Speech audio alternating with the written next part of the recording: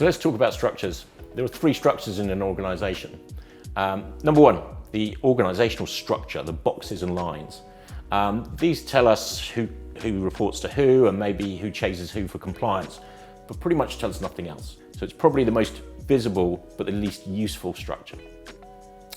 The second one is the operating model, and that's the way the organisation works, how work gets through the organisation.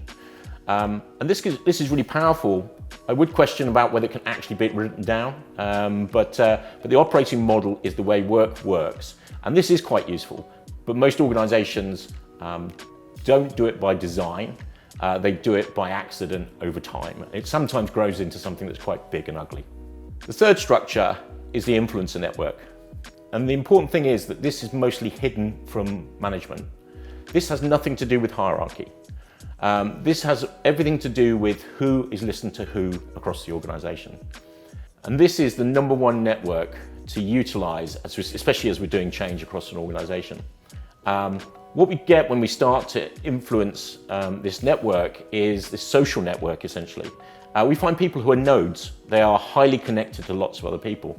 And if we can identify those people and use them as champions for the change, then we get a disproportionate ripple through the organisation. We start to get pull across the organisation, we get positive peer pressure, we get all these great things that can really accelerate change. So three structures.